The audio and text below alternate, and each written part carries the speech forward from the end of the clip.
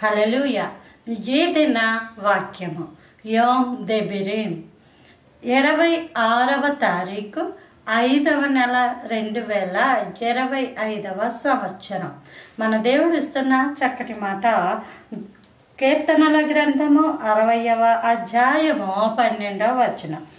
దేవుని వలన మేము శూర కార్యములు జరిగించెదము.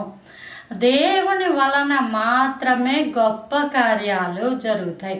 గొప్ప కార్యాలు అంటే ఏమిటి అంటే నీవు చేయలేనిది, నీకు అందలేనిది, అది గొప్ప కార్యం.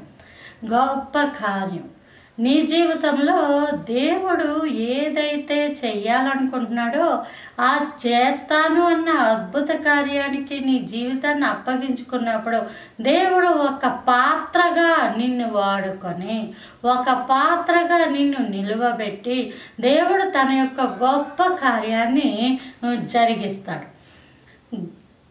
ఫిలిస్తీన్ల యొక్క తరపు గొలియాతు అనే వ్యక్తి ఉన్నప్పుడు ఇశ్రాయేలీల తరపు రాజు సైతం భయమునుంది, శూరులు సైతం వెనక్కి వెళ్ళిపోతున్న సమయంలో దావీదు అనే బాలుడిని దేవుడు నించోబెట్టి దేవుడు గొప్ప కార్యాలు, శూర కార్యాలు దేవుడు జరిగించాడు.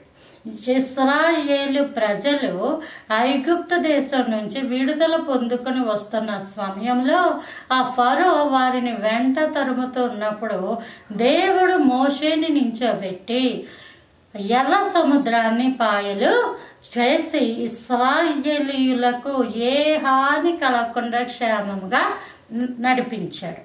అలాగే సిసేరా అనే వ్యక్తి, అతడు బహు క్రూరుడు. అతను ఒక యుద్ధంలో ఓడిపోయి పరిగెత్తుకొని వచ్చి ఒక డేరాలో పడుకున్నప్పుడు యాయేలు అనేటటువంటి స్త్రీ ఆ సిసేరా నిద్రపోతుండగా ఒక శూలము లేదా ఒక మేకు అది పట్టుకొని అతని యొక్క కణతలలో కెట్టి గట్టిగా కొడితే అతను చనిపోతాడు. రాహాబు అనే స్త్రీ తన ఇంటికి ఇశ్రాయేలీల నుంచి 2 వ్యక్తులు వచ్చినప్పుడు ఆ వ్యక్తులను దాచి అబద్ధమాడింది. వాళ్ళు మా ఇంటికి వచ్చారు కానీ వాళ్ళు ఇప్పుడే వెళ్ళిపోయారు, మీరు వెళ్ళండి పట్టుకుంటారు అని అబద్ధం ఆడినప్పుడు ఆ వచ్చిన వ్యక్తులు ఎవరైతే ఉన్నారో వ్యతిరేకంగా ఉన్న వాళ్ళు వెళ్ళిపోతే రాహాబు 2 వ్యక్తులకి కూడా క్షేమము చెప్పి పంపేసింది. అంటే ఇక్కడ దేవుని వలన మాత్రమే శూర కార్యాలు. దావీదు గొలియాతును చంపేటప్పుడు బాలుడు అని రాయబడింది. అతనికి వివాహం ఇంకా అవ్వాల, వివాహం కన్నా తక్కువ వయస్సే. అలాగే మోషేని నించోబెట్టి ఎర్ర సముద్రం పాయలు చేసినప్పుడు మోషేకు సుమారు 80 సంవత్సరాల కన్నా ఎక్కువే.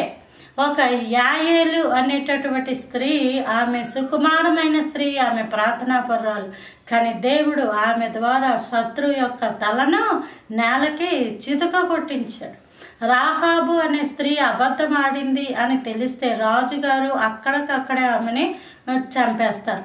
కానీ ఆమె దేవునికి భయపడి వారిని దాచిపెట్టడం ద్వారా దేవుడు ఆమెను ఇశ్రాయేలీల వంశంలోనే లెక్కించాడు. దేవుని వలన మాత్రమే శూర కార్యాలు జరుగుతాయి. మనుషులు చేద్దామనుకున్నా అవి జరగవు. దేవుడే వాళ్ళని నించోబెట్టి శూర కార్యాలు జరిగిస్తాడు. Praise the Lord. ఆమేన్.